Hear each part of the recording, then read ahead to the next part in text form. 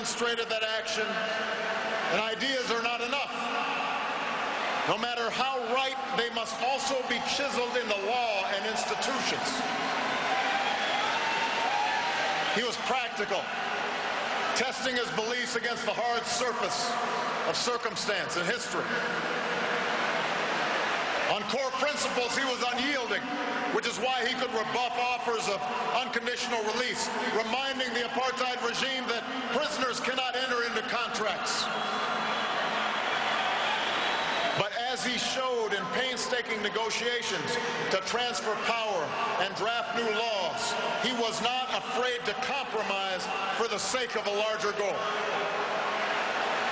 And because he was not only a leader of a movement, but a skillful politician, the Constitution that emerged was worthy of this multiracial democracy, true to his vision of laws that protect minority as well as majority rights and the precious freedoms of every South African. And finally, Mandela understood the ties that bind the human spirit. There's a word in South Africa, Ubuntu.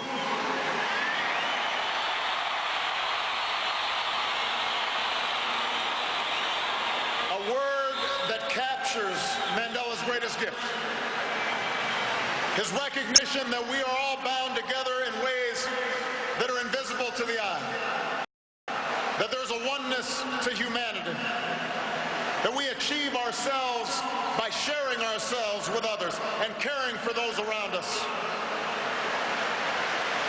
We can never know how much of this sense was innate in him or how much was shaped in a dark and solitary cell. But we remember the gestures, large and small, introducing his jailers as honored guests at his inauguration, taking a pitch in a Springbok uniform, turning his family's heartbreak into a call to confront HIV/AIDS that revealed the depths of his empathy and his understanding. He not only embodied Ubuntu, he taught millions to find that truth within themselves. It took a man like Madiba to free not just the prisoner, but the jailer as well.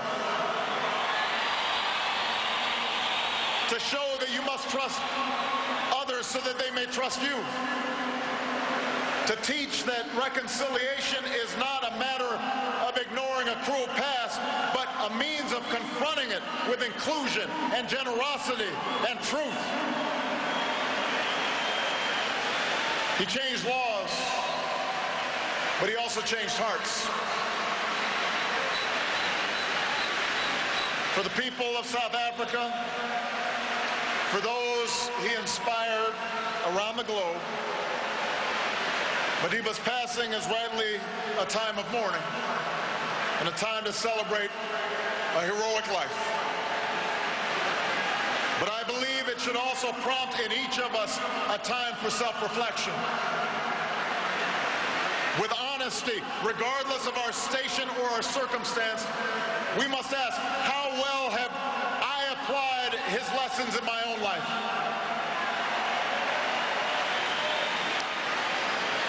It's a question I ask myself as a man and as a president. We know that, like South Africa, the United States had to overcome centuries of racial subjugation. As was true here, it took sacrifice, the sacrifices of countless people, known and unknown, to see the dawn of a new day. Michelle and I are beneficiaries of that struggle.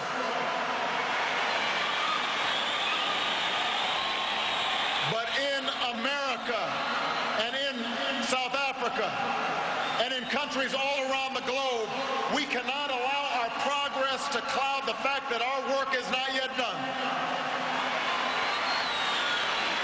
The struggles that follow the victory of formal equality or universal franchise may not be as filled with drama and moral clarity as those that came before, but they are no less important.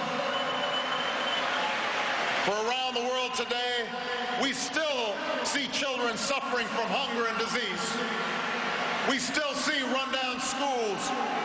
We still see young people without prospects for the future. Around the world today, men and women are still imprisoned for their political beliefs and are still persecuted for what they look like and how they worship and who they love. That is happening today.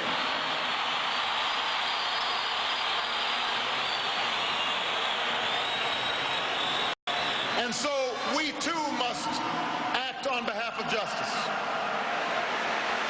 We too must act on behalf of peace.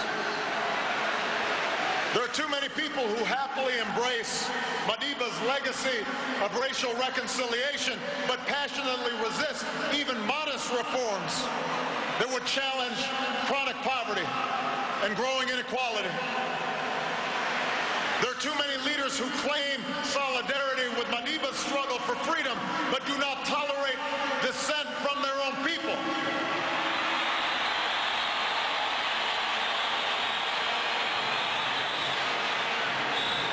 And there are too many of us on the sidelines, comfortable in complacency or cynicism, when our voices must be heard.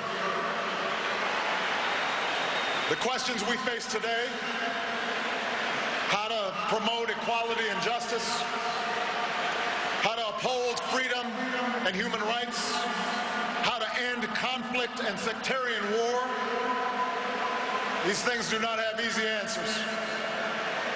But there were no easy answers in front of that child born in World War I. Nelson Mandela reminds us that it always seems impossible until it is done. South Africa shows that is true. South Africa shows we can change, that we can choose a world defined not by our differences, but by our common hopes.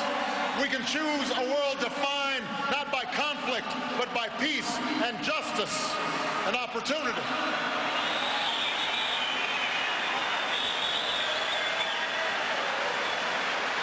We will never see the likes of Nelson Mandela again. But let me say to the young people of Africa and the young people around the world, you too can make his life work your own. Over 30 years ago, while still a student, I learned of Nelson Mandela and the struggles taking place in this beautiful land. And it stirred something in me. It woke me up to my responsibilities, to others and to myself, and it set me on an improbable journey that finds me here today. And while I will always fall short of Madiba's example, he makes me want to be a better man. He speaks to what's best inside us.